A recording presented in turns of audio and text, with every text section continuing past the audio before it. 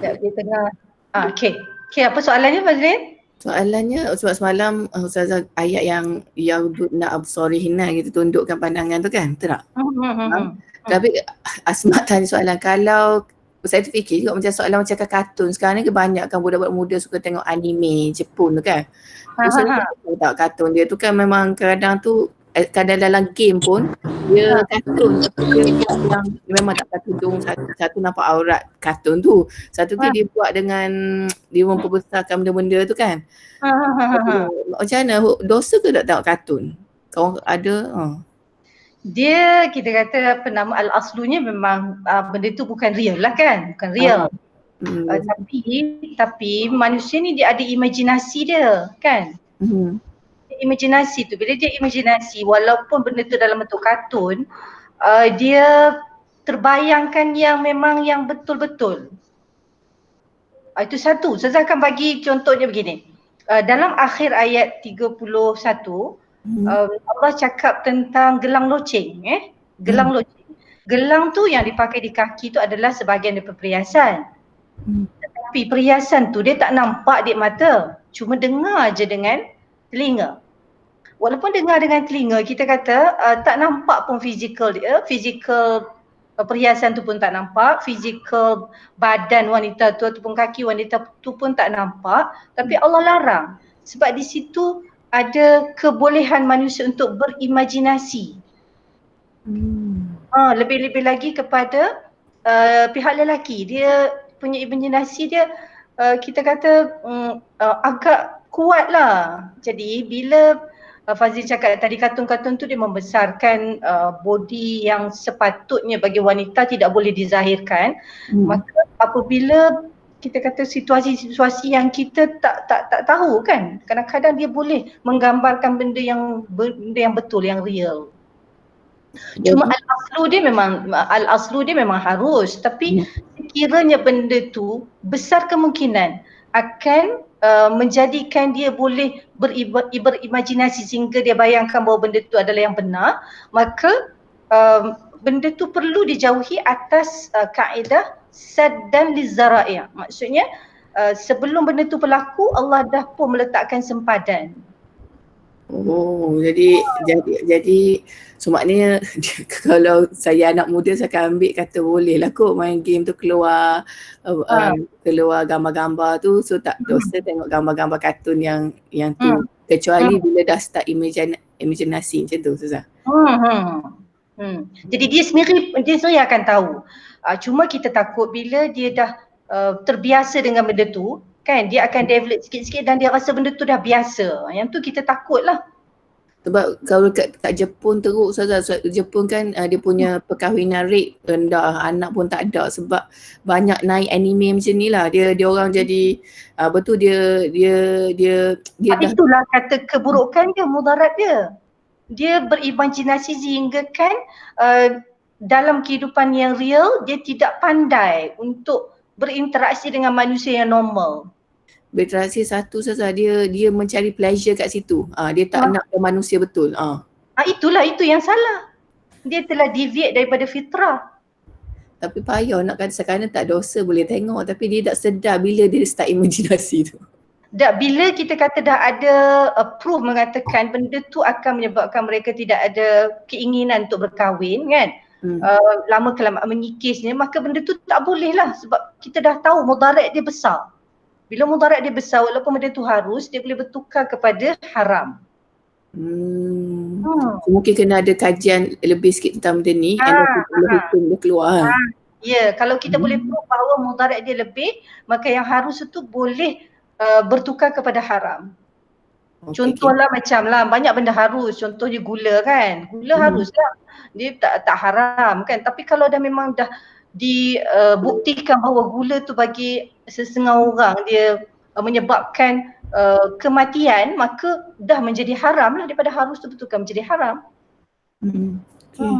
Jazakallah Ustazah. Okay, so kita mula insyaAllah. Kita dah rekat tadi kan.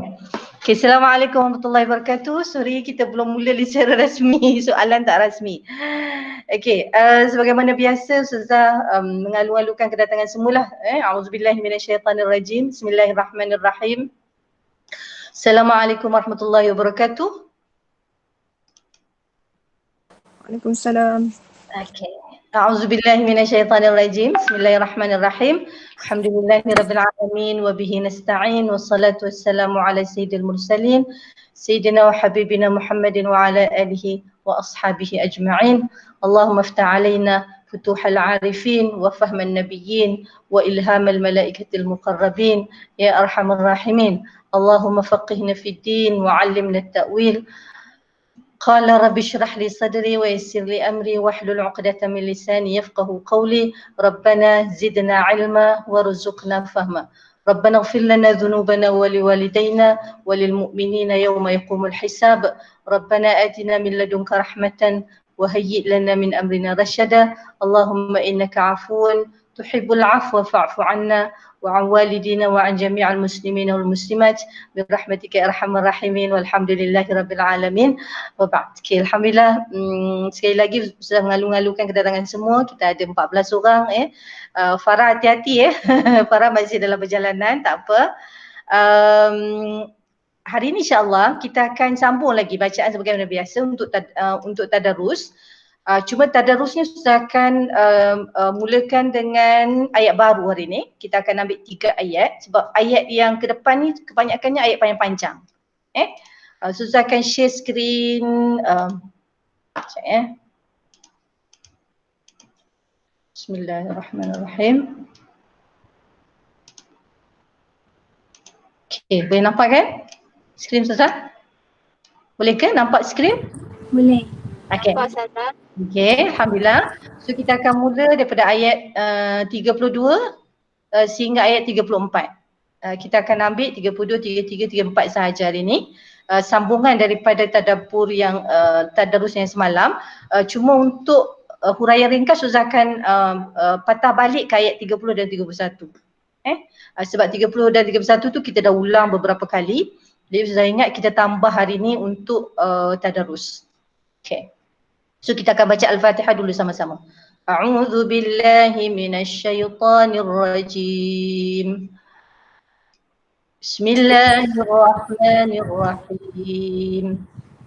Alhamdulillahi rabbil alamin. Ar-Rahmanir Rahim.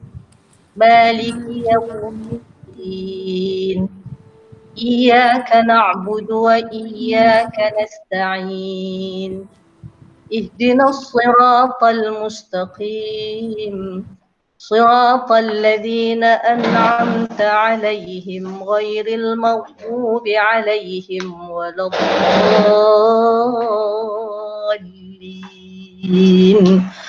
آمين. Okay, alhamdulillah kita akan sambung terus kita akan baca dan insya-Allah boleh ikut. أعوذ بالله من الشيطان الرجيم وأنكحوا الأيام منكم والصالحين من عبادكم. Okay. Okay, boleh. وأنكحوا الأيام منكم والصالحين من عبادكم وأنكحوا الأيام منكم والصالحين من عبادكم وإمائكم وأنكحوا الأيام منكم والصالحين من عبادكم وإمائكم إن يكونوا فقراء يغنيهم الله من فضله إن يكونوا فقراء يغنيهم الله من فضله والله واسع عليم. Alim. Wallahu wasi'un alim. Okay. Saya nak tanya, semalam Ustazah ada bagi 2 sharing untuk ulang kaji ikhfa hakiki dengan idgham ma'al ghunnah kan? Okay. Saya nak tanya kat sini, kat sini ada nun mati bertemu dengan kaf. Yang ni masuk dalam kategori mana? Ikhfa. Hakiki. Hakiki itu kita akan sebut nun ni masuk ke dalam kaf lah. Dia bergantung kepada makhraj huruf yang selepas nun mati. So yang ni dengung. So ikhfa hakiki lah. Ini satu.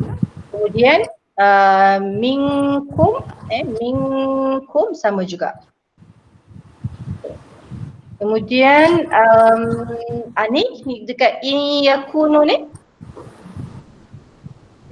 Yang ni idgham ma'al ghunnah. So bila kita kata ada ma'al ghunnah, kita masukkan ni ke dalam dia ni berserta dengan nun. Every time dengung 2 harakat.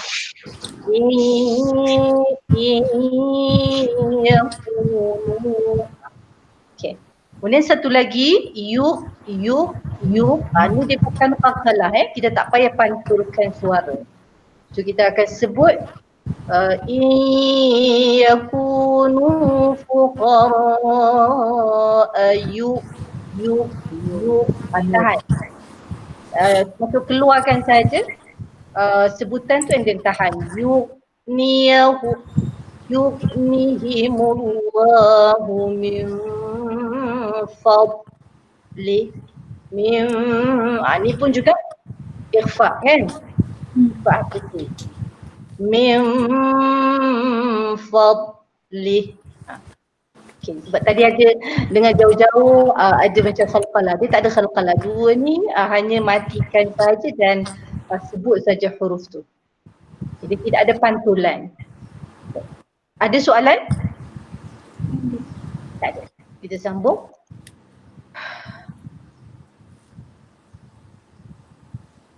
وَلْيَسْتَعْفِفِ الَّذِينَ لَا يَجِدُونَ نِكَاحًا حَتَّى يُغْنِيَهُمُ اللَّهُ. وَلْيَسْتَعْفِفِ الَّذِينَ لَا يَجِدُونَ نِكَاحًا حَتَّى يُغْنِيَهُمُ اللَّهُ حتى يغنيهم الله من فضله. حتى يغنيهم الله من فضله. والذين والذين يبتغون الكتاب مما ملكت أيمانكم والذين يبتغون الكتاب مما ملكت أيمانكم فكاتبوهم إن علمتم فيهم خيرا. فكاتبوهم إن علمتم فيهم خيرا وآتوهم مما لله الذي آتاكم وآتوهم مما لله الذي آتاكم ولا تكرهوا فتياتكم على البغاء إن أردنا تحصنا ولا تكرهوا فتياتكم على البغاء إن أردنا تحصنا إن أردنا تحصنا لتبتغوا عرض الحياة الدنيا إن أردنا تحصنا لتبتغوا عرض الحياة الدنيا ومن يكرهن فإن الله ومن يكرهن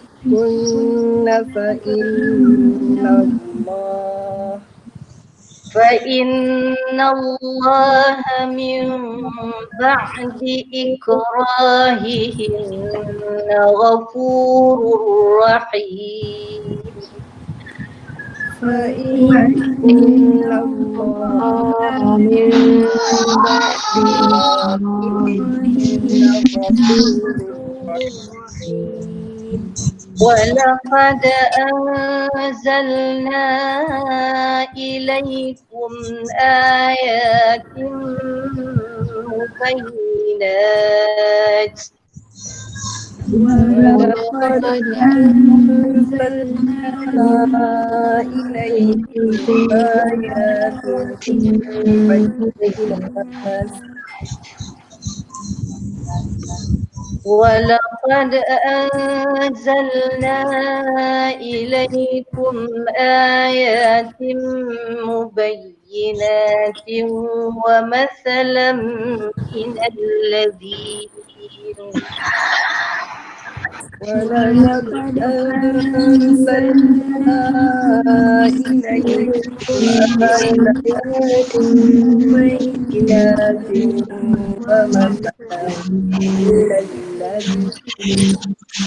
ومثلا من الذين خلوا من قبلكم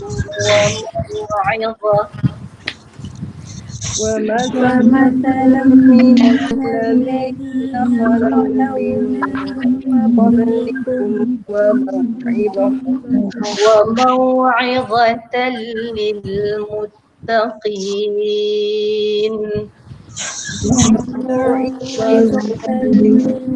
وموعظة للمتقين. Alhamdulillah, kita sampai situ je hari ni untuk tadarus. Okay. Apa yang saya nak cakap tadi ya? Okay. Cuba perhatikan perkataan dunia ni. Dunia. Kat sini ada nun mati bertemu dengan ya kan? Kalau kita rujuk balik dalam idgham ma'al ghunna kan? Idgham ma'al ghunna, tanwin ataupun nun mati bertemu dengan berapa huruf?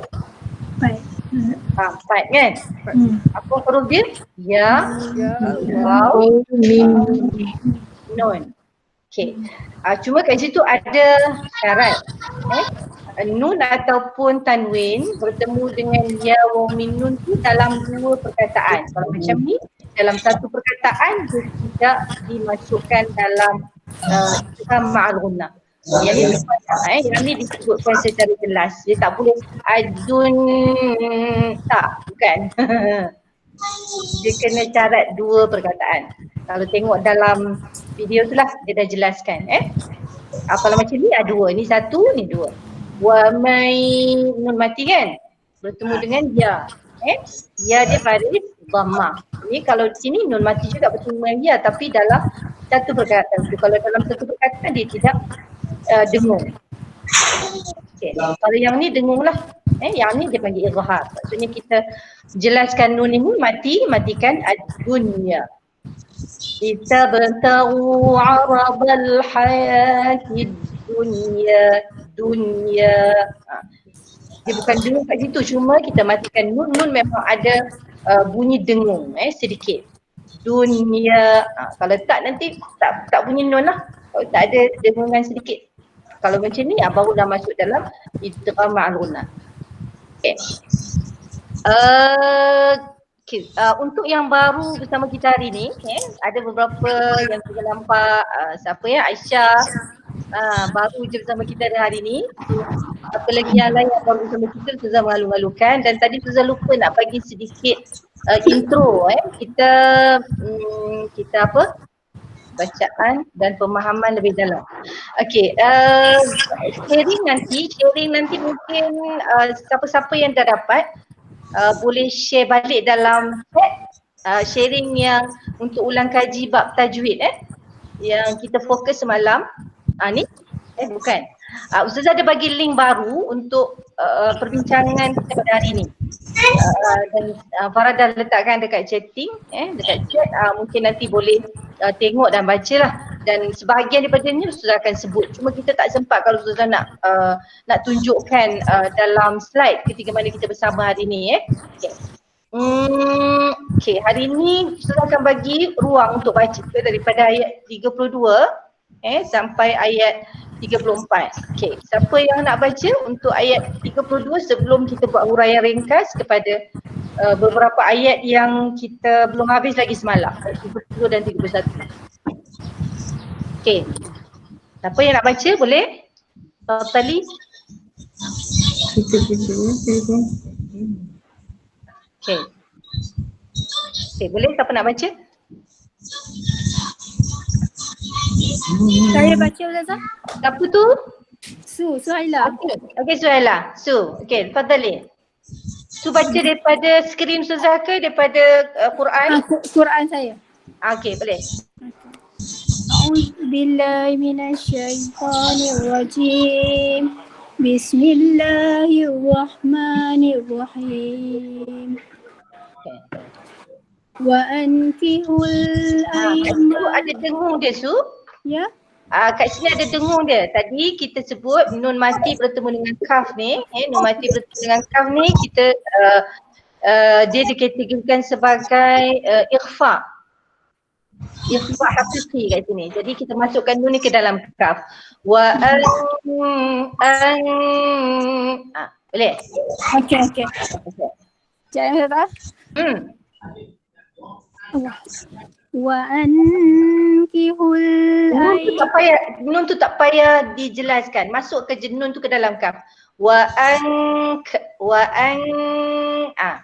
Dia tak payah ujung lidah tu naik ke langit, tak payah. Tak payah kena ke langit. Wa ankihul Okey. Saya cuba lagi ya. Okey. Wa ankihul ayama minkum. Yang tu pun sama Su. Ya. Okey. Su nanti bila sebut min kan, min kalau keadaan biasa min perhatikan, tak boleh perhatilah dia dalam mulut. Okey, hujung lidah Su bila sebut min kat mana? Min. Dekat mana hujung lidah? Ujung lidah? Dekat mana? Kanan.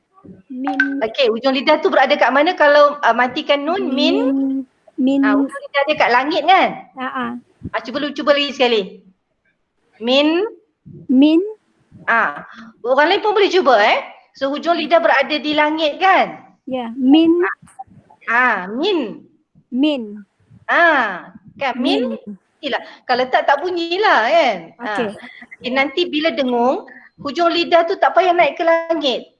Dia dekat tengah-tengah, jangan sentuh langit. Wa angki. Minkum.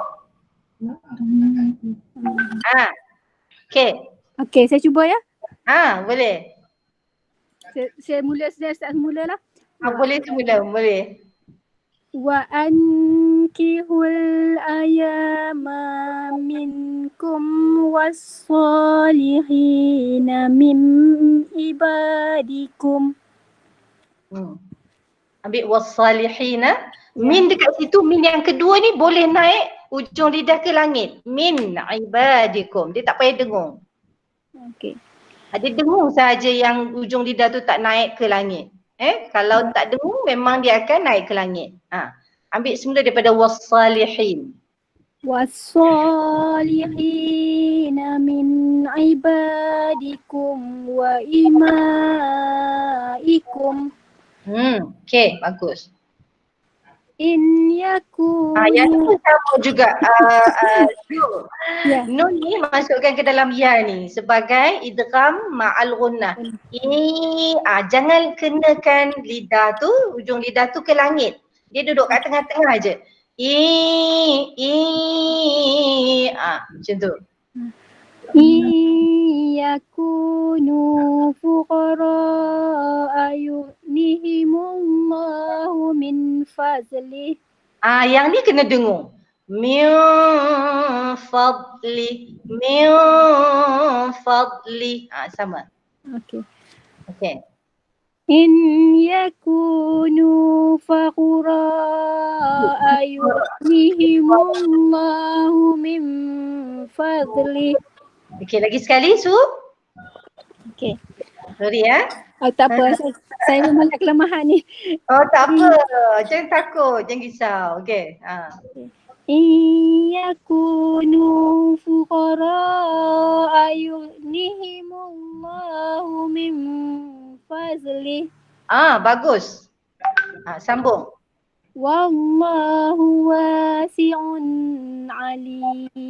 Yang tu pun tak dengung juga. Ujung lidah tu naik ke langit. Wallahu wasi'un alim. Jadi tak dengung yang ni ya? Tak. Bila tak dengung, ujung lidah tu naik ke langit. Wallahu wasi'un alim. Betul. Okay. Su perhatikan, nak tunjuk. Kalau nak dengung, kita nak tahu macam mana. Okay. So, perhatikan perkataan pertama ni. Ankihu ni. Nun yang mati ni. Yang lain juga mungkin boleh tengoklah ni. Kita kata macam mana friendly user kalau Mashaf Usmani. Nun yang mati ni dia tidak ada tanda mati kan? Ya. Okay. Berbeza dengan min ni sini kan? Ada nampak kesel susah tak? Min ni kan? Ni pun nun mati juga tapi dia ada tanda mati. Okay. Kenapa dia ada dua beza ni? Kalau yang tak ada tanda mati ni dia nak memberitahu bahawa kat sini dengung. Maksudnya tak payah kita zahirkan nun ni. Nun ni disembunyikan masuk ke dalam kaf. Wa an. Okay, berbeza dengan min ibadikum. Dekat sini min kita sebut, kita matikan dia. Ustazah, maknanya kan itu macam satu petanda lah. Maknanya yang satu tanda. Ya. Kena dengung. Kalau nun ni tak ada tanda mati maksud dia dengung. Macam juga dekat sini minkum ni nun dia tidak ada tanda mati maka dia dengung. Okey. Itu di antara. Kalau di akhir ni wallahu wasi'un alim ni. Okey, dia apa macam mana kita buat huruf 6 9. Okey, kalau huruf depan ni dia tulis huruf 6 9 maka kat sini juga indikator dia tak dengung. Tapi kalau dia dengung dia akan tulis 9 9. 9. Biasanya dekat mushaf yang Suguna tu ada insya-Allah. Ya, okey. Masih sama. Okey, siapa nak sambung? Kita ada sikit masa lagi. Saya Faizah. Boleh Faizah. Okey. Tafadhali.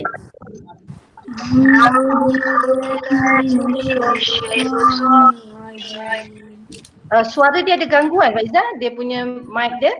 Okey, jap. Betulkan sikit mic dia, dia ada echo. Okey. Okey ke tak? Okey ke? Better. A'udzu billahi minasy syaithanir rajim.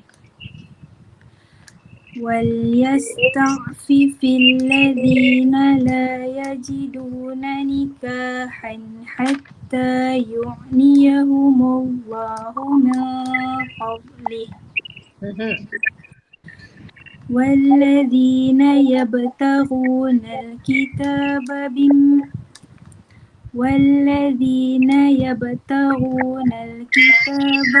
مِمَّا مَلَكَتْ أَيْمَانُكُمْ فَكَاتِبُوهُمْ إِنْ عَلِمْتُمْ فِيهِمْ خَيْرًا وَآتُوهُمْ مِمَّا لِلَّهِ الَّذِي آتَاكُمْ ولا تكرهوا فتياتكم على البغاء إن أردنا تحصنا. Okay. Ambil semula. In aradna.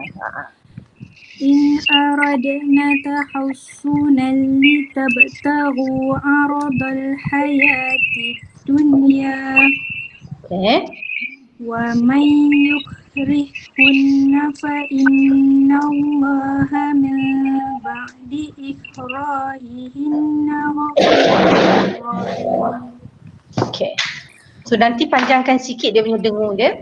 فَإِنَّ اللَّهَ مِنْ بَعْدِ إِكْرَاهِهِنَّ غَفُورٌ رَحِيمٌ. Saya sempurna lah. Okey, insyaAllah. Terima kasih lah. Cuma ada lagi kena berterusan lah baca itulah bila kita dah baca dan kita lancar, presentation kita akan makin bagus. Sama ayat terakhir 34. Okay, siapa nak baca?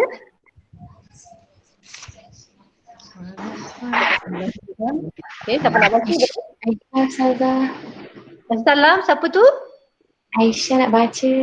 Okay Syah, Fadali. A'udzu billahi minasyaitonir rajim. Wa laqad anzalna ilaikum ayatin mubayyinatin wa mathalan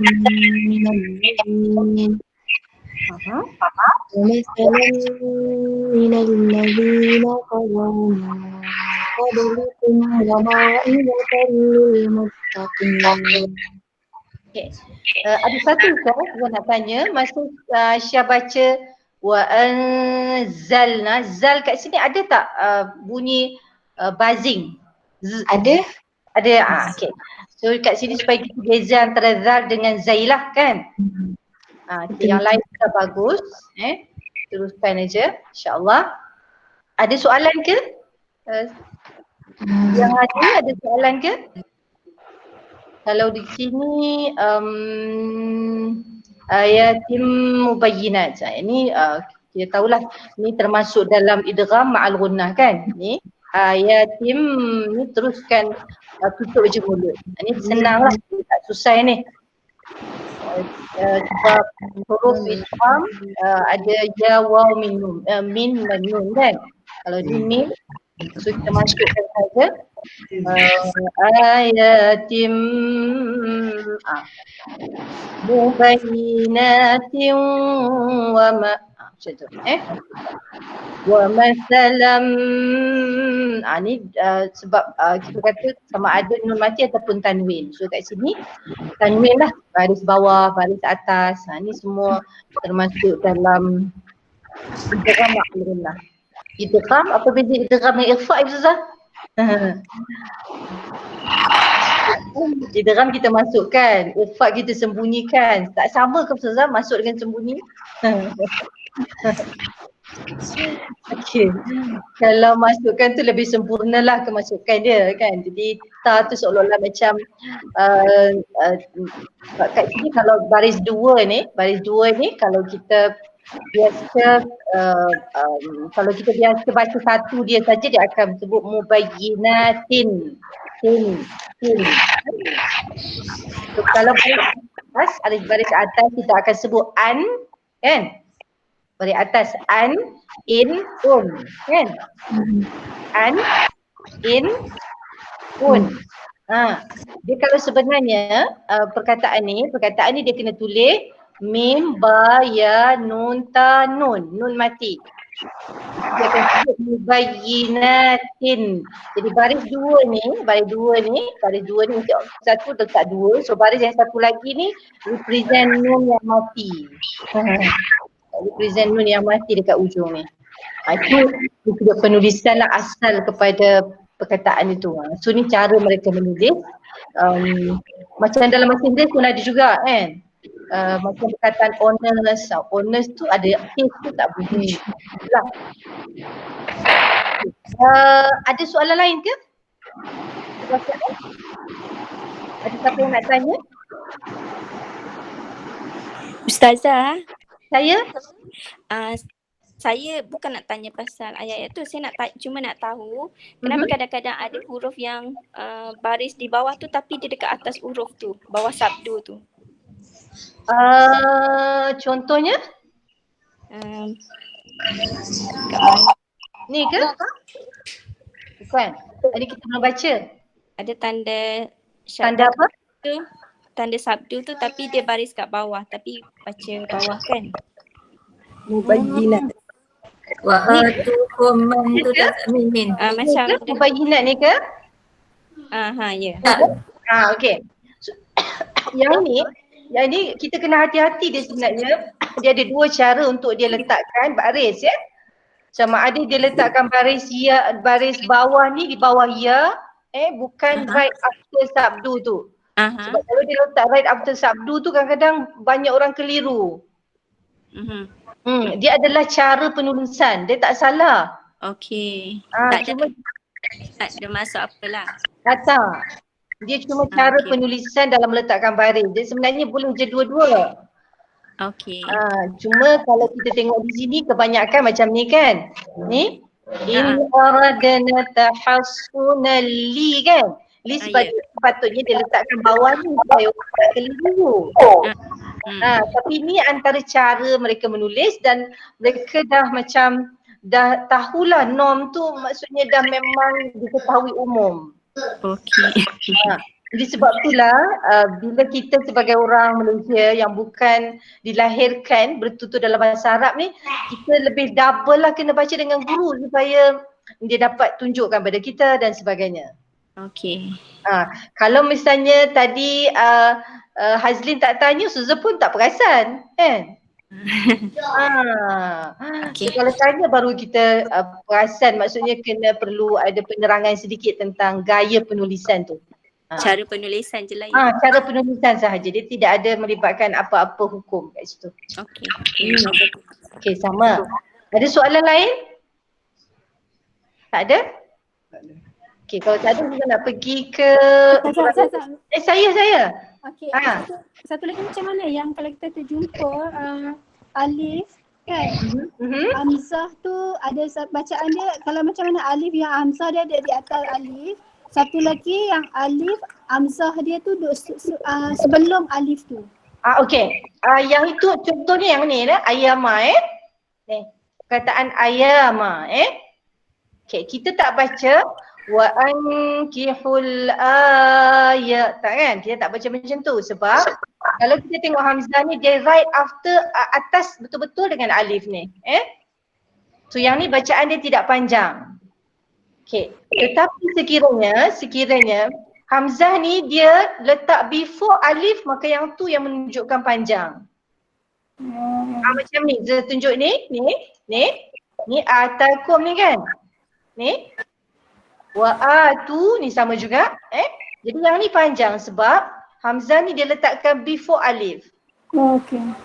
Sebab hamzah ni adalah salah satu huruf hijaiyah yang alif, ba, ta, sa, jim, sebab tu kita sebut hamzah ya kan? Saya nak tanya lagi sekali, berapa huruf hijaiyah? Itu saya dah tanya kan di awal perjumpaan kita. Hari ni tak tanya lagi sekali. Dah confirm ke berapa? Alif, ba, ta, sa, jim, ha sampai hamzah ya. Berapa? 26. 26 tak cukup. 28, 29. Macam mana tu? Dia kena ada spesifik. 28 sebutan 28.9. Yang mana satu? Yang confirm 28 ke ataupun 29? 29 kot. Okey. Nanti balik kira balik kira. So Suzan nak bagi tahu bila kita dah dapat jumlah tu, Suzan nak kaitkan dengan surah-surah yang Allah mulakan dengan huruf, berapa bilangannya. Kalau dapat berapa huruf hijaiyah tu, kat situ ada jawapan untuk berapa surah yang Allah mulakan dengan huruf. Contohnya alif, lam, mim, nun, qaf, sad, surah-surah yang dimulakan dengan huruf.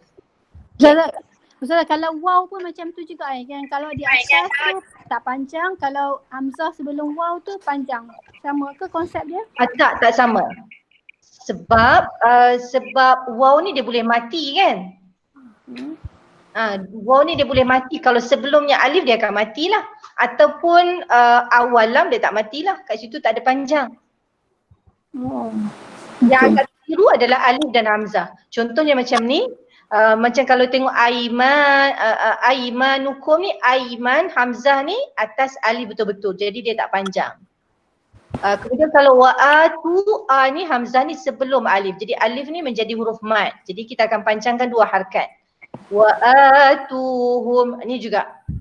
Mimma lillahi alladhi 2 harakat. Ada soalan lain? Terima kasih Hazlin. Terima kasih. Ustazah, sama dengan ayat 36 ke? Yang perkataan last sekali. 36. Okey ni. Yang ini sebab tu Ustazah nak pesan kalau yang kita kata setiap orang dia tahu kan maksudnya dia di tahap mana. Kalau dia di tahap beginner untuk membaca Quran, dia kena pilih tulisan yang agak jelas. Kalau macam ni tulisan dia tak jelas, ni huruf apa Ustazah? Kita keliru kalau kat sini dia sebenarnya kat sini ada hamzah ni wal asal bil ghudwi wal ni salah ni. Sebab kalau kita baca yang ni dhammah kan, ni atas ni macam huruf dhammah kan. Dia sebenarnya huruf fathah, huruf atas, baris atas. Kalau mereka yang tak boleh akses kepada Arabic, dia akan baca silap lah ni. Sebab bacaan dia yusabbihu lahu fiha bil wudu'i wal asal. Jauh ni. Dia nak kena komen, dia baris dia silap. Dia ada kesilapan. Sama. Okay. So kalau yang ni maksudnya kena hati-hatilah bila memilih Al-Quran tu supaya membantu kita untuk baca dengan betul lah. Okay. So saya nampak satu kesalahan. Terima kasih. Siapa yang tanya tadi? Faizah. Faizah. Okay. So kat situ ada salah ni. Ayat yang terakhir ni kalau biasa kalau orang tak ada Arabic dia akan baca wal usal wal usal jadi. Wal sebenarnya dia baris ni yang kita nampak macam dhammah ni dia sebenarnya bukan dhammah dia bukan dhammah ni. Okay, kena catat kalau siapa yang ada macam Ustazah ni kena bulatkan dan betulkan, bariskan dia dengan baris fathah, baris atas bukan baris depan. Okay. Salah ya Ustazah? Salah ni salah ni. Ustazah kena bagi tahu ni salah ni. Sebab dia kena ni waw ni hamzah ni baris atas. Asal. Cuba tengok dalam Quran, cuba tengok dalam Quran Quran. Saya betul. Quran saya betul. Quran saya pun betul. Saya ingat yang dalam line online ni saja yang salah. Bila salah nanti dia akan bagi remark lah kepada mereka yang organize homepage ni. Salah tu. Okay, Ustazah tolong present sekali lagi. Okay, sekejap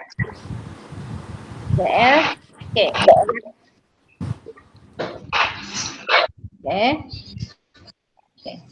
Ni yang akhir sekali ni. Nampak kan? Ustazah, Ainun present. Ada orang lain tengah present, dia tertekan kot. Ustazah boleh tolong ni. Present sekali lagi. Ke Ainun kena stop presenting? Ainun? Kak Ainun? Ainun stop presenting, nanti keluar balik yang Ustazah punya. Boleh? Boleh? Tak apa Ainun? Okey dah. Boleh? Nampak tak yang skrin Ustazah? Sekarang Ustazah kena present balik. Ustazah keluar balik. Ustazah keluar balik lepas tu baru present balik Tak payah. Tak payah keluar, just present now. Okay. Sekejap Bismillahirrahmanirrahim. Okay. Bismillah. Okey, dah nampak? Dah nampak. Okey. So, perhatikan dekat huruf yang terakhir ni. Perkataan yang terakhir ni So, perkataan terakhir ni dia sebenarnya hamzah tu kena baris atas. Baris A. Dia bukan U So, kalau kita refer kepada masaf yang ada pada kita, cuba tengok masing-masing masaf yang ada dekat tangan. Apa baris dia? Fathah. Jadi ni salah ni. So kita dalam penulisan Al-Quran tu ada beberapa pengalaman lah. Library nak beli Quran yang tulisan tangan dan sebagainya kan. Dia once ada salah, maksudnya dia kena betulkan. Selagi mana tak betulkan, Quran ni tak boleh guna.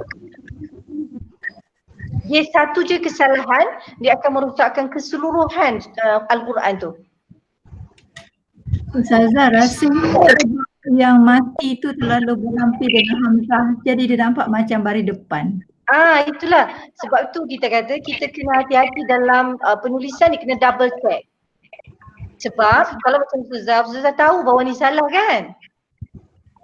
Tapi kalau orang yang memang tak ada access Arabic, dia tak boleh tahulah. Macam mana nak baca pun tak tahu ni, macam mana nak baca dia. Itu uniknya Al-Quran, maksudnya kita kata Allah akan takdirkan, mesti kalau ada salah tu mesti ada orang yang akan akan tengok dan betulkan. Bagi tak betul, maksudnya kita kata pihak yang memaparkan Quran ini dia kena bertanggungjawab untuk membetulkan. Okey, ada sebelum PKP, masa PKP ni ada bapa mentua Ustazah daripada kampung, dia telefon So dia telefon, dia kata ada satu ayat yang dia macam pelik. Dia banding dengan Quran lain, ayat tu macam ada kepelikan. So dia tanyalah, bila dia tanya, memanglah confirm dah ayat tu salah. Dia tengok, dia baca dalam Pimpinan Rahman, tafsir Pimpinan Rahman keluaran Jakim. Jadi kalau siapa yang ada tafsir Pimpinan Rahman, saya tak ingat ayat mana, ada satu tambahan, dia tambah perkataan. Jadi yang tu Ustazah nak kena report jugalah kepada pihak yang Jakim, sebab kalau tak maksudnya akan berterusanlah mereka yang tak tahu tu akan kesalahan. Okey. Dah faham Alhamdulillah tak ada Quran yang ada di tangan akhwat semua yang salah semua betul Alhamdulillah. So, kalau salah kena betulkanlah, maksudnya kena menghubungi pustaka yang cetak tu lah. Okey. So kita akan pergi kepada, kita ada beberapa minit lagi ni, tak apa. Okey. Kita akan pergi balik kepada ayat 31. Okay, dekat sini pertama sekali Ustazah nak minta beri perhatian kepada perkataan zinah. Zinah. Zinah. Ada kan? Ya. Perkataan yubdina ni maksudnya zahirkan. Wanita tadi zahirkan. Cuma di sini Allah kata wala yubdina, maksudnya orang-orang yang perempuan yang benar-benar beriman, dia tidak mendedahkan ataupun menzahirkan perhiasannya kecuali apa yang nampak sahaja. Kecuali apa yang nampak daripada perhiasan itu. Minha ni balik kepada perhiasan. Okey. Ustazah nak pergi terus ke bawah. Okey. Dekat sini ayat yang terakhir ni Allah kata wala yadribna. Wanita-wanita yang benar-benar beriman, mereka tidak akan menghentak kaki mereka ketika berjalan untuk memperdengarkan perhiasan yang tersembunyi. Mayufina, untuk memperdengarkan perhiasan yang tersembunyi di sebalik pakaian mereka daripada perhiasan itu. Min zinatihinna. Okey. Dan kat sini juga ada zina. Okey. Jadi dekat sini larangan dia bukan menampakkan tetapi suara tu didengar. Perhiasan tu tak nampak pun. Okey. So nak balik semula ke sini. Pertama sekali hukum melihat hukum melihat. Di sini Nabi SAW diperintahkan oleh Allah memberitahu wanita-wanita yang beriman wanita yang benar-benar beriman. Dekat sini al-mukminat ni bukan sebarang iman. Dia adalah keimanan yang kukuh. Sebab macam mana kita boleh tahu keimanan yang kukuh? Dia dalam bahasa Arab dia ada dia ada macam mana ya? Dia ada saraf dia, ilmu saraf dia. So kalau ilmu saraf bila dia guna dalam bentuk nama isim fa'il dia panggil, maka dia menunjukkan orang tu dah ada dalam satu state yang kukuh. Katalah contoh saya kata apa ya? Al-qa'id, orang yang duduk. Jadi orang yang duduk tu dia memang dah duduk lama dah kat situ. Sebab itulah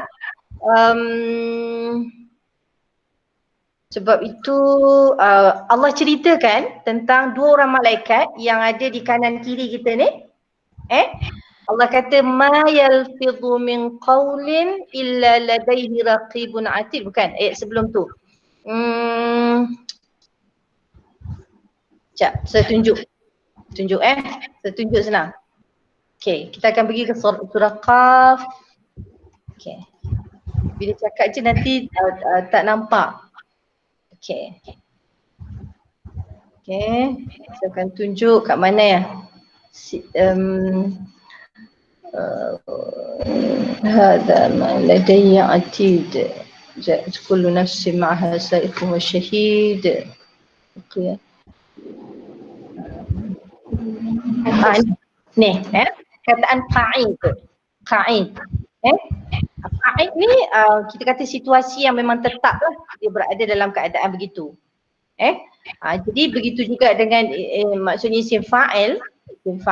Maksudnya dia juga menunjukkan kepada satu situasi yang tetap. Maksudnya orang yang benar-benar beriman. Okay. So nak pergi balik kat situ. Dekat surah Al-Mu'minun ni tak apa. Yang tu kalau tak faham pun tak apa, nanti saya akan ulang balik. Yang penting saya nak terangkan kat sini. Okay, mana tadi? 31, sorry. Okay. Keterbatasan, okay. Okay, sorry. Okay, Al-Mu'min ni maksudnya katakanlah wahai Muhammad kepada wanita-wanita yang benar-benar beriman. Hendaklah mereka menundukkan pandangan sebab tu katanya hukum melihat. Menundukkan sebahagian daripada pandangan mereka daripada melihat perkara-perkara yang haram. Kalau mereka terlihat, pandangan pertama dimaafkan, mereka tak boleh lagi toleh kali kedua. Okay, kemudian Allah gabungkan menjaga pandangan ni dengan memelihara private part, memelihara kemaluan. Jadi mereka ni dalam condition sentiasa menjaga. Allah kat sini tak datang dalam bentuk arahan, tapi Allah datang dalam bentuk penceritaan. Dia ada beza antara bentuk cerita dengan bentuk arahan. Arahan tu belum tentu buat. Tapi kalau cerita, maksudnya perkara itu telah pun dilakukan. Okay. So kita nak tahu dalam bentuk cerita macam mana, ni semua present tense. Yaghdudna, yahfadna, ni semua present tense. So present tense menunjukkan sekarang dan akan datang. Jadi keadaan orang-orang wanita yang beriman ini, mereka sentiasa menundukkan pandangan mereka daripada melihat perkara-perkara yang haram dan juga sentiasa menjaga kemaluan mereka. Kenapa dikaitkan melihat dengan kemaluan? Kerana ada dua hubungan yang sangat rapat antara melihat dan melakukan perbuatan yang dilarang. Melihat kat sini lebih kepada melihat benda yang haram lah, aurat wanita, aurat lelaki, maka melihat itu walaupun dia sebagai satu yang kita anggap mungkin tak ada apa-apa, tetapi sebenarnya ada kaitan yang sangat rapat antara kedua-duanya. Okay. Kemudian Allah pergi selain daripada Allah sebut menjaga penglihatan daripada melihat perkara yang haram yang membawa kepada zina, di sini Allah sebut wala yubdina, dan mereka iaitu wanita yang benar-benar beriman itu tidak menampakkan perhiasan mereka kecuali yang zahir, kecuali yang nampak daripada perhiasan itu. Okey, sekarang ni Ustazah nak bagi Ustazah. Ya. Tak nampak sangat terjemahan. Sorry. Dia kecil sikit. Okay. So yang ni yubdin dekat sini jangan mereka memperlihat perhiasan tubuh mereka kecuali yang zahir daripadanya. Dan hendaklah mereka menutup kedua belahan menutup belahan leher baju dengan tudung kepala mereka. Okey. Dekat mana ni? Wa yahfaz wala yubdina zinatahunna, dan jangan mereka menampakkan perhiasan mereka kecuali apa yang nampak daripada perhiasan itu. Okey. Perhiasan ni dia ada dua, perhiasan yang boleh nampak dan perhiasan yang tak boleh nampak. Okey. So nak bagi tentang apa maksud ma zahara, apa yang nampak. Okey.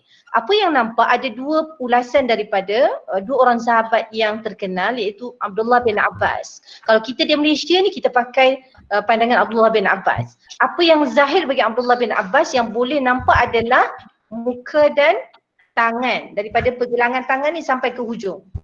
Jadi biasanya dekat tangan, daripada pergelangan tangan sampai ke hujung jari, kita pakai perhiasan apa? Ada cincin kan? Gelang. Gelang, cincin. Okay. So cincin dan tangan, maksudnya tangan dan perhiasan yang ada di tangan itu dibenarkan. Okay. So sekarang ni kalau kita tengok perhiasan secara umumnya yang kita faham apa ya? Perhiasan secara umum yang kita faham apa ya? Benda-benda cantikkan. Barang kemas. Barang kemas lagi, pandai. Bagus. Lagi? Baju kan, pakaian. Lagi? Pakaian tak termasuk perhiasan. Kasut, beg. Okey, beg, gincu lagi apa lagi? Maskara, cerak, pinai, tu semua perhiasan. Perhiasan adalah apa yang wanita tadi letak di atas badan dia untuk mencantikkan lah, maksud apa yang dia pakai.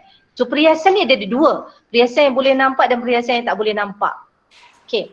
Contoh tadi bila kita tengok ayat terakhir ni tentang gelang kaki. Gelang kaki ni dia sebenarnya perhiasan yang tidak boleh dizahirkan keluar. Jadi kalau kita pakai kain, jangan sampai atas daripada tumit lah. Kalau kita pakai atas daripada tumit, maka perhiasan yang kita pakai di kaki tu akan nampak, iaitu gelang kaki. Gelang kaki tu memang gelang kaki tu memang confirm dia adalah perhiasan yang tidak boleh dinampakkan. Kenapa? Kerana Allah sebut ma yukhfin, apa yang dia sembunyikan. Jadi Allah tak akan cerita kalau maksudnya benda tu tidak relevan. Maksudnya Allah kata benda yang dia sembunyikan dalam tu, jadi gelang kaki tu adalah perhiasan yang tidak boleh dinampakkan oleh wanita tadi. Dia boleh pakai, tapi kalau dia keluar daripada rumah dan berjumpa dengan lelaki, maksudnya keluar daripada rumah lah, for sure keluar daripada rumah akan jumpa dengan orang kan. Jadi dia tidak boleh menampakkan perhiasan itu. Bila boleh nampak Ustazah? Kat dalam rumah boleh, nak pakai 3 pun boleh. Okay. Saja sekarang ni Ustazah nak pergi kepada satu lagi yang jarang disebut. Tadi Ustazah sebut kat mana kita pakai cincin? Kat tangan kan? Okay. So tangan dan muka adalah sebagaimana yang disebut Ibn Abbas adalah merupakan perkara yang boleh dinampakkan oleh wanita daripada perhiasannya. Tangan dan muka. Tangan daripada pergelangan tangan sampailah ke hujung jari. Itu yang boleh dinampakkan. Yang selainnya adalah tidak boleh dinampakkan. Tidak boleh dizahirkan. Maksudnya semua tu kena tutup lah. So sebab tu bila kita tengok. Macam mana pergelangan Ustazah, boleh tunjuk kat tangan Ustazah pergelangan tu dari mana? Sekejap Okay. Kalau kita secara urufnya masa kita salat, kita tutup daripada mana ke mana? Masa salat. Pergelangan tangan ni dekat tombol ni kan? Jadi biasanya kita taklah kita kata betul-betul atas tombol tu kita akan lebihkan sedikit kan? Betul.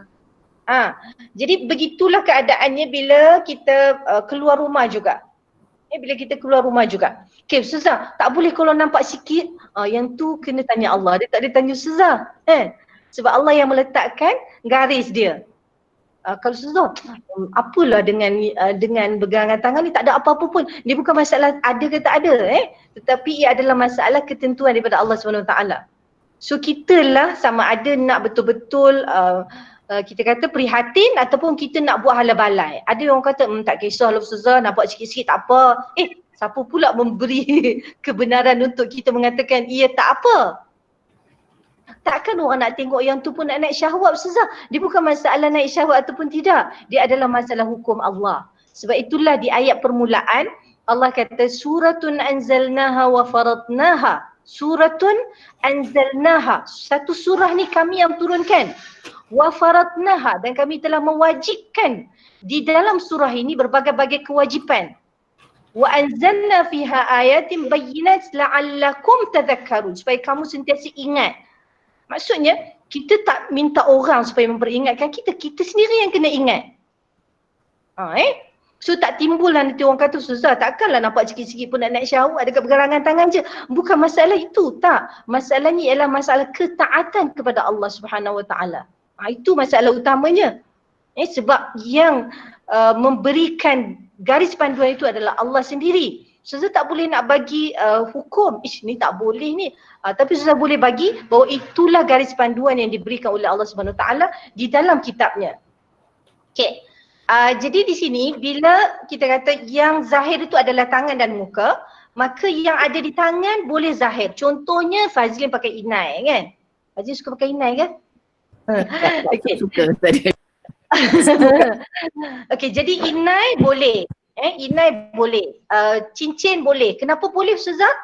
Kerana dia berada di tangan, di mana tangan itu ada termasuk dalam anggota badan wanita yang dibenarkan untuk nampak. Ustazah, kalau saya nampak orang yang pakai glove, tutup muka tu macam mana pula? Itu adalah pendapat Ibn Mas'ud di mana seluruh badan wanita adalah aurat tanpa ada pengecualian. Sebab tu mereka akan tutup daripada atas sampailah ke bawah. Sekarang kita tutup juga kan pakai mask. Semua orang kena tutup kan, kena pakai mask. Okey. Jadi itu yang pertama tadi yang mengecualikan. Okey. Dia hilang dah Ustazah ayat tu. Hilang? Ayat tadi hilang? Okey. Okey, di sini Ustazah balik semula. Ustazah nak bagi satu perkara yang tidak disebut dalam terjemahan Okey. Perkataan zina ni, perkataan zina. Okey, Ustazah pergi kepada gelang kaki. Gelang kaki ni pakai kat mana? Kaki kan? Dia bukan dekat kaki jari kaki tak. Dia dekat apa kita panggil atas sikit daripada buku lali kan? Pergelangan kaki. Pergelangan kaki. Okey. Jadi bila Allah sebut yang perhiasan di kaki itu tidak boleh dinampakkan, maka kaki lebih-lebih lagi lah kan? Ya. Kaki lebih-lebih lagi lah. Okey. Sudah tanya. Subang pakai kat mana? Telinga. Okey, dia juga adalah perhiasan. Maka subang termasuk dalam perhiasan yang tidak boleh dinampakkan. Maka tempat diletakkan subang itu juga lebih-lebih lagi tidak boleh dinampakkan. Okey, so nak sampai ke point di mana bukan sahaja perhiasan yang kita letak di badan itu adalah ditegah untuk dizahirkan, tetapi badan itu sendiri adalah jauh lebih kuat tegahannya daripada dinampakkan. Okey, jadi sebab itulah sosok badan wanita tu yang ada gunung dan sebagainya tu kena tutup sebab badan wanita itu juga termasuk dalam maksud zina. Boleh faham tak ni? Boleh. Boleh Boleh insya-Allah. So sekarang ni Allah larang menampakkan gelang kaki. Kaki lebih-lebih lagi lah tegahan. Okey. Sekarang ni kita kata kita pakai juga perhiasan rantai kan? Rantai kalau di kedai semua boleh tengok. Ada orang tak boleh tengok? Tak ada. Tidak ada tegahan. Dia akan menjadi tegahan, menjadi perhiasan yang tidak boleh dinampakkan sekiranya seorang wanita beli dan dia pakai bila nak keluar rumah, dia tak boleh keluarkan rantai itu di luar. Sekarang ada juga beberapa apa Ustazah panggil fashion lah. Fashion. Dia letak rantai tu dekat atas tudung. Ya. Ada kan? Ada. Sebab dia highlight tekak ke apa? Macam kenapa tak boleh?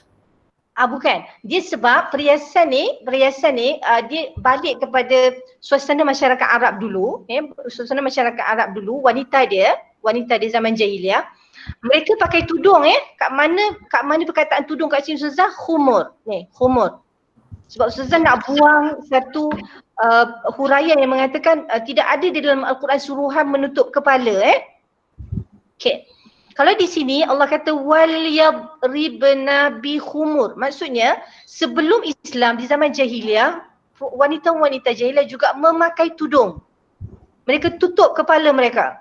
Dan ini bukan wanita jahiliah saja. Kalau kita tengok di zaman Rom dan sebagainya, wanita yang menjaga kehormatan diri mereka akan tutup kepala. Okay. Jadi di sini tak timbullah Allah nak suruh tutup kepala sebab mereka memang dah ready tutup kepala.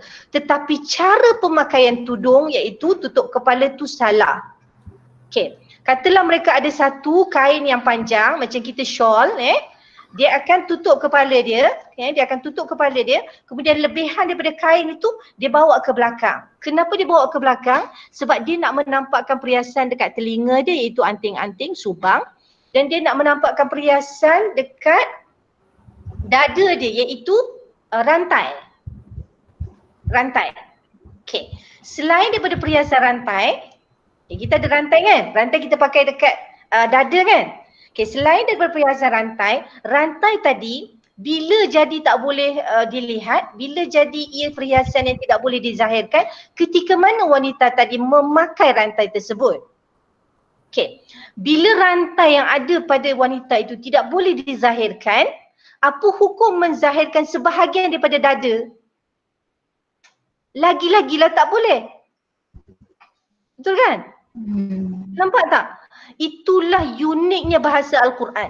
Al-Quran dia tak kata bahawa jangan kamu menampakkan dada kamu. Kalau Allah kata jangan kamu menampakkan dada kamu, semua orang akan pakai gelang dekat luar pakaian, rantai dekat luar pakaian, kemudian pakai gelang kaki dekat di luar stokin. Nampak tak? Nampak tak? Uniknya Al-Quran. Oh, nampak. Jadi Allah menyebut perhiasan itu, sudah pastilah perhiasan yang dilarang itu ketika mana ia berada di badan wanita. Tidak timbul perhiasan itu dilarang sekiranya perhiasan itu tidak dipakai oleh wanita. Betul kan? Okey, jadi Allah SWT dia nak melarang tempat diletakkan perhiasan itu juga, maka Allah hanya perlu sebut perhiasan itu sahaja. Apabila Allah sebut perhiasan itu, maka termasuklah tempat di mana perhiasan itu diletakkan. Jadi tempat meletakkan perhiasan itu juga kena tutup. Sebab itulah di sini Allah mengarahkan agar wanita tadi melabuhkan tudung, bukan dibawa ke belakang sehingga menampakkan rantai dan dada dia dan menampakkan belahan dada dia, menampakkan belahan payudara dan sebagainya yang ada dekat situ. Jadi kain itu dibawa ke depan sehingga menutup bahagian dada. Okay, kat mana dada Ustazah? Dada ni juyub. Jaibun ni adalah ada dua maksud. Jaib ni dada dan kawasan yang berada di persekitarannya, dan jaib ni juga adalah belahan baju. Okay, belahan baju biasanya wanita jahiliah, baju dia luas macam sekarang lah, bukan jahiliah je.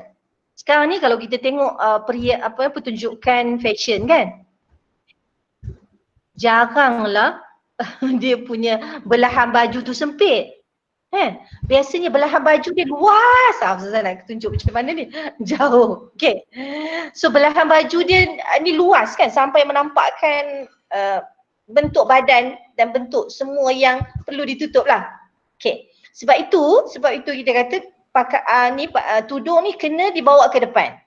Dibawa ke depan supaya menutup bahagian dada. Okey, kemudian di sini Allah sebut wal yadribna bi khumur. Wal yadrib maksudnya melabuhkan tudung ke hadapan sehinggalah menutup dada.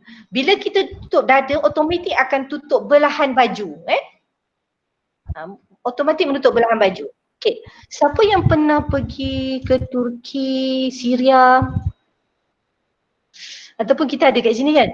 Okay, sebahagian daripada masyarakat di Timur Tengah, ada sebahagian tempat dia mengertikan juyub ni sebagai belahan baju. Sebab tu dia masuk tudung ni ke dalam baju. Nampak tak? Tudung ni dia macam kita pakai kot tu. So macam kita pakai blazer tu, blazer kat luar and then tudung kita masuk dalam. Dia pakai jubah yang panjang, kemudian tudung ni dia tak bawa ke depan. Okay. Kalau macam tu macam mana Ustazah?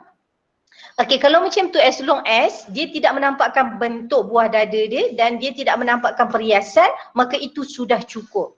Itu sudah cukup. Yang pentingnya jangan pakai baju yang ketat lah. Pakai baju yang ketat, bila yang ketat dia masuk lagi baju tu dalam tudung, lagilah nampak lagi. Sebab kita kata zina tadi Ustazah dah bagi tahu, dia bukan sahaja perhiasan yang wanita tadi pakai, tetapi badan wanita itu juga termasuk dalam kategori zina, perhiasan. Okay. Wala yubdina zinatahunna. Okay, timbul persoalan, Ustazah tak boleh ke langsung nak pakai barang kemas apa semua ni? Okay, kat sini Allah jawab, Allah kata boleh.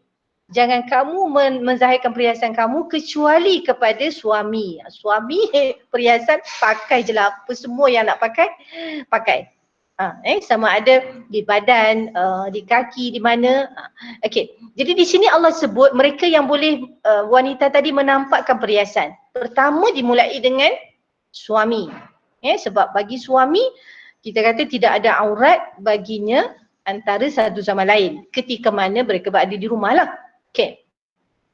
Kemudian bagi wanita tadi bersama dengan bapa, jadi di sini Allah senaraikan mahram bermula dengan suami. Bu'ulah ni suami, kemudian aba, ayah kepada wanita tadi, ayah kandung kepada wanita tadi. Okey. Kemudian aba ibu'ulah, aba ibu'ulah ni bapa mertua. Bapa mertua akan menjadi mahram kepada wanita tadi sehingga mati. Selama-lamanya. Walaupun ditakdirkan Allah sekiranya mereka bercerai, mahram tetap selama-lamanya. Walaupun hubungan suami isteri sudah pun berakhir, tetapi ayah kepada bekas suaminya itu akan tetap menjadi mahram. Yang ini dipanggil ayah kepada suami. Jadi ayah kepada suami ke atas. Okay. Kemudian anak wanita tadi, for sure lah. So anak ni ada kaitan darah. Kemudian anak kepada suami, anak tiri. Anak tiri, anak kepada suami, iaitu anak tiri juga adalah mahram.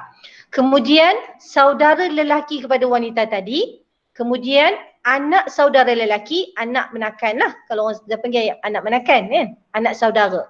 Okay. Anak saudara lelaki tu sama ada daripada abang, adik lelaki ataupun kakak ataupun adik perempuan. Jadi ini semua termasuk dalam mahram, anak-anak saudara. Saudara lelaki dan saudara perempuan. Okay. Dekat sini, dekat sini Allah sebut sebahagian saja daripada mahram. Okay. Au nisaihinna. Okay. Ustazah, aurat antara mahram kat mana Ustazah? Apa batas-batas aurat antara mahram? Batas-batas aurat antara mahram adalah antara pusat dan lutut. Tapi takkanlah kita nak buka pula breast kan, walaupun itu dibolehkan. Jadi kalau antara wanita dengan wanita, anak perempuan dengan anak perempuan, maksudnya apa batas aurat dia? Antara pusat dan lutut. Jadi kalau mereka pakai tuala, tak boleh pakai tuala di atas daripada lutut. Kena sampai bawah lutut. Begitu juga kalau ibu bapa kat dalam rumah juga, aurat bersama dengan mahram adalah antara pusat dan lutut. Kena jaga. Cuma dewasa ni kadang-kadang anak-anak perempuan pakai seluar ketat so kena sebut seluar ketat seluar ketat, legging kemudian baju dia, baju yang di atas t-shirt tu atas daripada punggung. Jadi dia akan mengambil semua bentuk daripada pusat ke bawah dan itu tidak menutup aurat. Sebab sudah balik kepada perkataan zina tadi, perkataan zina tadi, zina ni bukan barang perhiasan saja, tetapi bentuk tubuh badan wanita itu juga adalah aurat. Okey, ada soalan tak? Semua orang diam je, Ustazah bimbang ni. Ustazah, kalau macam kita berjalan, lepas tu angin tiup macam mana? Tak sengaja tak apa kot. Okey, kalau angin tiup tu memang dimaafkan. Itu termasuk dalam ma zahara minha. Apa yang zahir, bukan kita sengaja nak zahirkan, tak. Sebab itulah dalam kita nak keluar, maksudnya kita sebagai orang-orang yang benar-benar beriman, kita betul-betul jaga. Tapi sekiranya kita di luar kawalan kita, maka itu dimaafkan. Tapi janganlah kita pula ambil mudah kan. Mentang-mentang lah dimaafkan, kita pun buat ambil mudah je. Tak. Sebab dia ginilah Farah. Dia kan kalau orang-orang yang benar-benar beriman ni, dia memang sangat-sangat jaga. Takut-takut dia melakukan dosa. Okey, kalau seorang wanita berkahwin dan anak tiri lelaki. Okey, Ustazah akan pergi sikit lagi. Kita dah habis masa dah, macam mana nak buat ni? Banyak lagi. Banyak soalan lagi ni Ustazah. Sudah Ustazah dah berpeluh-peluh ni. Sebab nak bagi faham ni, sebab dia terlalu banyak isu dalam ni. Jadi kalau kita dalam rumah juga kena hati-hati aurat sesama mahram. Kalau aurat dengan bukan mahram dah jelas tadi, bagi wanita pandangan Ibn Abbas semua seluruh tubuh wanita tadi kecuali muka dan tangan. Jadi apa yang ada di muka, apa yang ada di tangan itu dibolehkan. Apa yang ada di muka pula, yang dibolehkan celak. Ustazah, gincu boleh tak Ustazah? Okey, gincu bagi Ustazah, gincu bagi Ustazah, sebab tu hari tu Ustazah tanya, Kak Umar pakai gincu tak? Okey. So kalau dekat rumah tak pakai gincu, bila kat luar pakai gincu untuk siapa ya? Itu kena jawab dulu. Tak ada untuk siapa-siapa lah, untuk saya je lah. Kalaulah jawapan itu juga yang akan dijawab di hadapan Allah, Ustazah kata tak apalah. Kalau memang jawapan tu dah lulus, Ustazah pun tak berani nak cakap sebab jawapan tu kalau Ustazah lah tak lulus. Tapi kalau dia yakin bahawa jawapan dia di hadapan Allah tu lulus, okey. Okey, jadi apa yang ada di muka ni bukanlah maksudnya kita nak keluar dalam keadaan khusyuk masai kan, tidak melihat kepada penampilan, tu juga dilarang sebab dia memberikan imej buruk kepada Islam. Tapi dalam keadaan tu kita kena tahu hukum hakam setakat mana. Kalau keluar terlalu terang dengan maskara, dengan berbagai-bagai alat solek yang begitu striking, jadi itu adalah perkara-perkara yang dilarang dan dia termasuk dalam tabarruj. Nanti saya akan jelaskan apa tabarruj. Ustazah. Ya. Silakan Aisyah. Ya. Kalau orang pakai subang dekat hidung macam mana Ustazah? Boleh ke? Okey, kalau pakai subang dekat hidung, kita dekat Malaysia ni memang uruf dia ke? Memang semua orang pakai subang kat hidung ke? Okey, kalau tak kita tak boleh sebab kita akan jadi tumpuan. Kalau kita naik LRT, kita seorang je pakai subang kat hidung kan? Nanti akan orang tu toleh, dia seorang je pakai subang kat hidung. Jadi kita menjadi perhatian. Bila kita menjadi perhatian, menyebabkan orang lain akan tengok 2-3 kali. Sedangkan bila tengok dia 2-3 kali tu, dia akan melibatkan hukum orang tu melihat juga. Jadi kita membuka ruang kepada dia untuk dia melakukan kesalahan, untuk lihat 2-3 kali, dia ni peliknya pakai sobang kat hidung, orang lain tak pakai. Tapi kalau kita pergi ke kawasan India, semua orang pakai, tak apalah kita pakai. Tak apalah, dia melihat kepada uruf pula. Sebab since dia ada di muka, maka dia termasuk dalam perkara yang harus dilakukan. Tapi still juga dalam Islam, dia melihat kepada uruf. Dia melihat kepada uruf. Okey. Kalau celak tu, celak tu dia ada spesifik celak ke? Sebab dulu orang kata celak yang Mekah je boleh pakai. Kalau sekarang kan banyak-banyak jenis celak kan. Tak, dia umum lah. Celak ni maksudnya apa yang dia letakkan di mata kan. Apa yang dia letakkan di mata. Cuma eyeshadow tu dia kira celak ke? Macam mana? Eyeshadow dia kira celak. Eyeshadow tu tak masuk dalam celak. Dia kenapa Allah membenarkan pemakaian celak? Sebab dia ada manfaat di sudut mata, memberikan kelegaan kepada mata, bukan hanya perhiasan semata-mata. Sebab kita kata apa-apa sahaja larangan pasti dia ada mudarat. Apa-apa sahaja yang Allah benarkan dia akan ada kebaikan. Jadi kalau macam dah eyeshadow, macam-macam warna dan sebagainya, itu dah jadi termasuk dalam kategori tabarruj. Ustazah, aduh saya daripada dulu Ustazah pakai macam mana nak buang ni, nanti bila balik nanti orang kata ini orang lain ni. Okey. So kita dalam keadaan training Ramadan kalaulah ada beberapa perkara yang kita tak puas hati malam ni, salat 2 rakaat, salat hajat, ya Allah ya Tuhanku, lapangkanlah hatiku untuk menerima kebenaran. Sekiranya apa yang aku telah lakukan selama ini adalah satu kesalahan, maka berilah kekuatan kepadaku untuk meninggalkannya ya Allah.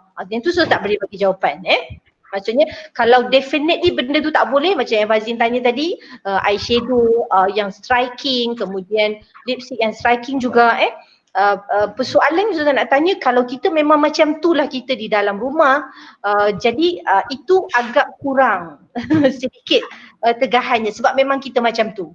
Tapi kalau kita hanya pakai semasa kita keluar sahaja, yang itu kita kena perhalusi lagi. Bagi Ustazah, setakat yang Ustazah faham, ia tidak dibenarkan. Kalau pakai bedak tidak menjadi masalah lah. Maksudnya benda yang sangat menarik perhatian, yang itu yang kita kena lihat semula. Takut-takut dia akan masuk dalam bab tabarruj, sebab tabarruj ni dosa besar, dia bukan dosa kecil. Ustazah sekarang ni banyak celak pun dia yang dia waterproof. Kadang-kadang dia yang kalis air kan, bedak pun kalis air. Macam mana tu Ustazah? Sebab kadang saya perasan orang tak ambil ringan, nak ambil wuduk tak Okey, dekat situ dia buat banyak dosa lah. Selain daripada dia masuk dalam bab tabarruj tabarruj yang dilarang oleh Allah SWT. Tabarruj ni boleh hanya di dalam ruang mahram, boleh. Maksudnya dalam rumah. Tapi kalau ada tetamu yang asing datang, dia sebab dia bukan dalam Islam ni, hukum dia bukan merujuk kepada tempat. Dia ada SOP-nya sendiri. Wanita tadi walaupun dia berada dalam rumah dia, tapi ada orang yang bukan mahram, maka dia kena berpakaian sempurna sebagaimana dia keluar rumah. Dia tidak melihat kepada tempat. Sebab kadang-kadang ada orang silap faham dalam rumah saya, tak kisahlah siapa pun masuk, ni rumah saya kan? Tak, Islam tidak melihat begitu. Islam melihat siapa orang tu, walaupun di mana dia berada. Kalau dia berada dalam rumah wanita tadi pun, wanita tadi mesti juga abide dengan hukum hakam, yang mana sebab hukum hakam ni dia fardu ain. Dia fardu ain Ustazah, ada soalan, betul ke pakai stokin ada khilaf dan hukum pakai stokin jarang? Dan satu lagi, kalau kita pergi gunting rambut dekat salon, orang bukan Islam yang tengok rambut kita, boleh ke? Okey. Okey. So dekat sini ada sedikit huraian yang Ustazah belum lagi sampai au nisaihinna ni.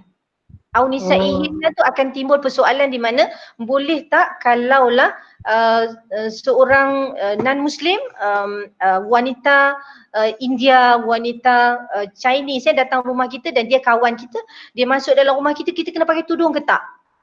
Okey, kat situ ada dua pendapat, ada dua pendapat. Maksudnya wanita yang bukan Muslim ni hukum dia sama dengan mahram. Hukum dia sama dengan mahram.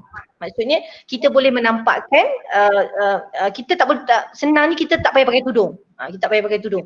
Tapi kita kena perhatikan juga jangan pakai baju yang atas pada lutut, sebab antara aurat wanita dengan wanita adalah antara pusat dan lutut. Kena perhatikan, kena teliti lah. Okey. Ada yang mengatakan bahawa aurat wanita yang bukan Muslim ni sama dengan lelaki yang bukan mahram. Maksudnya seluruh tubuh wanita tu adalah aurat. Maka kalau di situ yang Farah tanya tadi tu, dia tak boleh pergi gunting rambut dekat salon yang bukan Muslim lah. Okey. Jadi dalam keadaan ni kita tengok kepada mudarat dia mana yang lebih. Okey, kalaulah kita menggunting rambut di salon bukan Muslim bukan Muslim, dan dia boleh bagi confirmation tak ada orang lain yang lelaki yang akan masuk. Sebab kat situ kita tak boleh selamat sebab dia bukan Muslim. Jadi dia tak tahu hukum hakam. Tiba-tiba je orang lelaki masuk, Kita tengah gunting rambut ni. Ada sekarang. Ada. Dia tutup. Kedai gunting rambut khas untuk ladies. Okay, as long as dia ada dua pendapat, maka ia dibolehkan sekiranya memang kita yakin tidak akan masuk lelaki dalam tu. Sebab kat situ ada ruang yang agak luas ruang yang agak luas di mana Allah menyebutkan au nisaihinna, maksudnya mana-mana sahaja wanita yang sejenis dengan wanita tadi. Maksudnya sama ada dia tu Muslim ataupun tak, maka dia boleh saja tak pakai tudung bersama dengan wanita tadi. Jadi kalau siapa nak pergi kena pastikan memang dia jaga dan dia memang selamat, tak akan ada orang lelaki masuk. Jadi ada kelonggaran. Tapi kalau kita nak keluar daripada khilaf, kita pergi salon yang ada muslimah lah. Tapi kalau nak pergi yang kata tak lah, Ustazah saya memang dah biasa dengan dia dan dia jaga. Jadi di situ ada ruang yang agak luas untuk dibolehkan dia juga potong rambut dengan non-muslim yang wanita lah. Okay. Apa soalan tadi? Stokin ya? Ya, stokin. Okay. Stokin dia ada dua pendapat, Kalau kita tengok pakaian kain sampai mana dibenarkan. Yang khilaf tu yang mana? Dia hanya kaki sahaja. Kaki tu maksud daripada tumit, daripada buku lali, dia bukan daripada buku lali. Bawah daripada buku lali. Daripada buku lali sehingga ke hujung ibu jari kaki. Yang tu sahaja yang ada khilaf, ia boleh dibuka. Okay. Tapi Ustazah nak bagi satu situasi di mana pada zaman Nabi SAW, pada ketika itu tidak ada riwayat yang mengatakan mereka ada stokin. Tetapi ada riwayat yang menyebutkan wanita-wanita pada zaman Nabi SAW, terutamanya ketika mana mereka berada di Madinah, mereka pakai baju labuh. Mereka pakai baju labuh sampai orang Kedah kata meleret di tanah. Meleret di tanah. Jadi di situ kita faham bahawa bila mereka berjalan, maka seluruh kaki mereka tertutup. Seluruh kaki.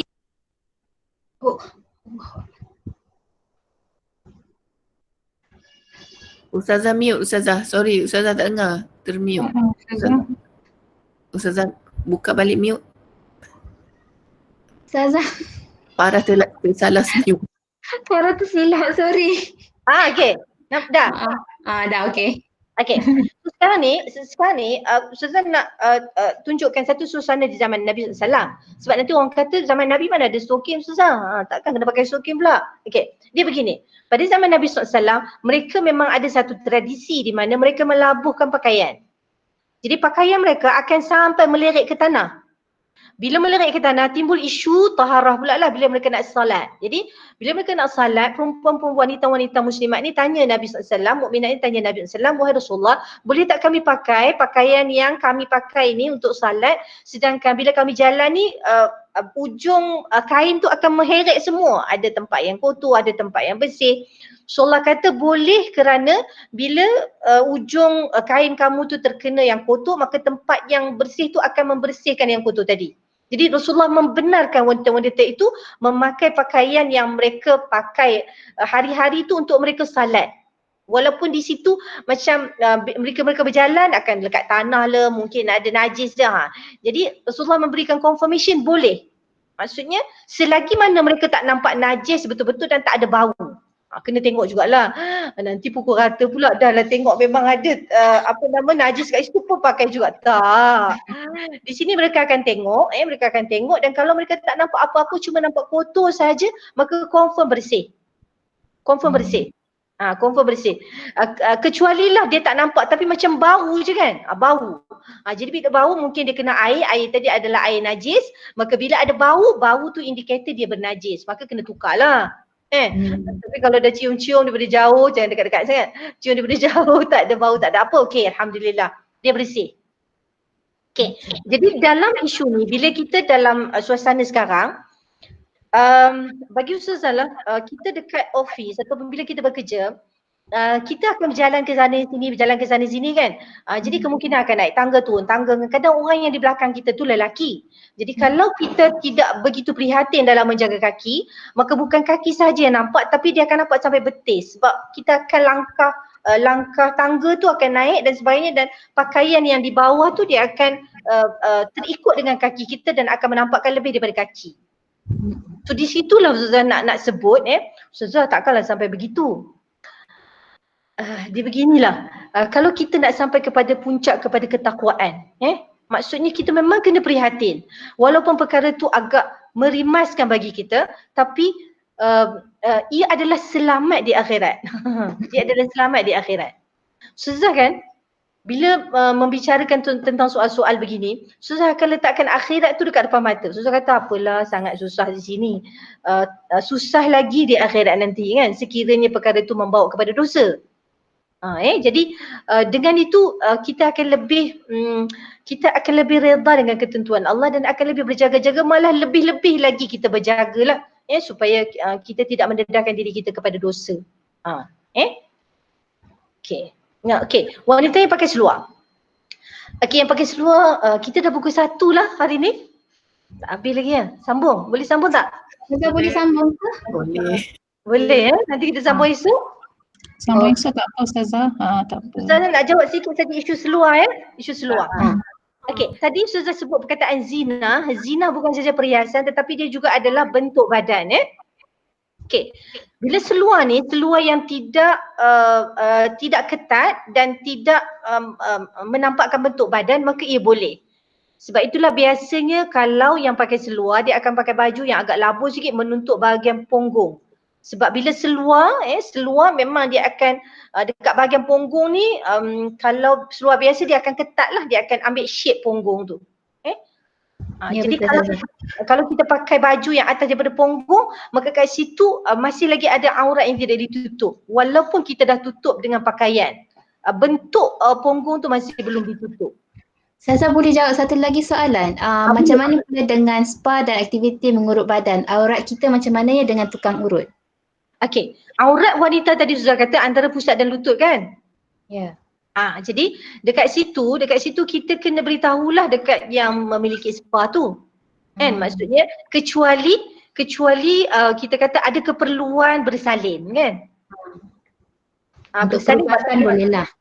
Kalau bersalin kadar yang janganlah buka semua pula, maksudnya bila nak angkat bahagian peranakan tu kat situ je lah buka, yang lain taklah buka kan. Ya. Jadi kita dekat situ berhati-hati, maksudnya macam doktor kan, doktor nak tengok apa, dia nak tengok paha je, jadi buka paha je lah sebahagian sikit lah daripada apa yang memerlukan. Jadi bila al-aslunya, asal hukum tu tak boleh, maka keadaan yang membolehkan itu hanya sekadar yang diperlukan. Maksudnya asal kepada aurat wanita adalah antara pusat dan lutut. Jadi masa spa, masa urut tu, maksudnya kita kena pastikan bahagian-bahagian tu memang terjaga dengan sempurna lah. Baik Ustazah. Okay. So Ustazah ingat, insyaAllah ada lagi isu-isu yang lain yang Ustazah nak kena jelaskan dalam ayat 31 ni. Okay, kalau siapa yang memang nak jawapan yang cepat, boleh personal message kat Ustazah. Ustazah akan jawab insyaAllah. Tak ada ni Ustazah, nak tunggu esok lama lagi. Okay, so nak tahu jawapan cepat ni Ustazah, dah tak sabar. Okay, boleh boleh personal message Ustazah dan Ustazah insyaAllah akan cuba jawab. Okay, insyaAllah kita setakat itu je daripada hari ni. Harap apa yang Ustazah cuba sampaikan ini agar dapat difahami. Kalau tak faham insyaAllah kita akan cuba lagi untuk menjelaskan supaya apa yang kita lakukan pada Ramadan kali ini agak berbeza daripada Ramadan yang sebelumnya, dan insyaAllah itu semua adalah usaha-usaha kita menuju kepada ketakwaan kepada Allah Subhanahu Wa Taala, dan itu dah antara objektifnya kita berpuasa. Jadi kita tutup dengan doa. Bismillahirrahmanirrahim. Alhamdulillahirabbil alamin. Hamdan hamidin, hamdan syakirin, hamdan yuwafi ni'amahu wa yukafi mazidah. Ya Rabbana lakal hamdu kama yanbaghi li jalali wajhika wa 'azimi sultanik. Rabbana taqabbal minna innaka antas sami'ul 'alim wa tub 'alaina innaka antat tawwabur rahim. Allahumma hdina wa waffiqna ila al-haqqi wa ila siratal mustaqim. ببركة القرآن العظيم. اللهم ارحمنا بالقرآن واجعله لنا إماما ونورا وهدى ورحمة. اللهم ارزقنا تلاوة القرآن آناء الليل وأطراف النهار واجعله لنا حجة يا رب العالمين. اللهم زينا بزينة القرآن وأكرمنا بكرامة القرآن وشرفنا بشرافة القرآن وألبسنا بخلعة القرآن وأدخلنا الجنة بشفاعة القرآن. ربنا هب لنا من أزواجنا وذرياتنا قرة أعين واجعلنا للمتقين إماما. اللهم اهدنا بهداية القرآن ونجنا من النيران بكرامة القرآن وارفع درجاتنا بفضيلة القرآن وكفر عنا سيئاتنا بتلاوة القرآن يا ذا الفضل والإحسان. ربنا آتنا في الدنيا حسنة وفي الآخرة حسنة وقنا عذاب النار. وصلى الله على حبيبنا المصطفى محمد وعلى آله وأصحابه أجمعين والحمد لله رب العالمين. Kita sudahi dengan tasbih kafarah dalam surah Al-Asr. سبحانك اللهم وبحمدك أشهد أن لا إله إلا أنت أستغفرك وأتوب إليك. بسم الله الرحمن الرحيم. والعصر إن الإنسان لفي خسر إلا الذين آمنوا وعملوا الصالحات وتواصوا بالحق وتواصوا بالصبر. السلام عليكم ورحمة الله وبركاته. Salam. Dan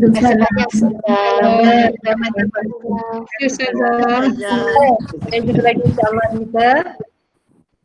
InsyaAllah. Assalamualaikum. Salam.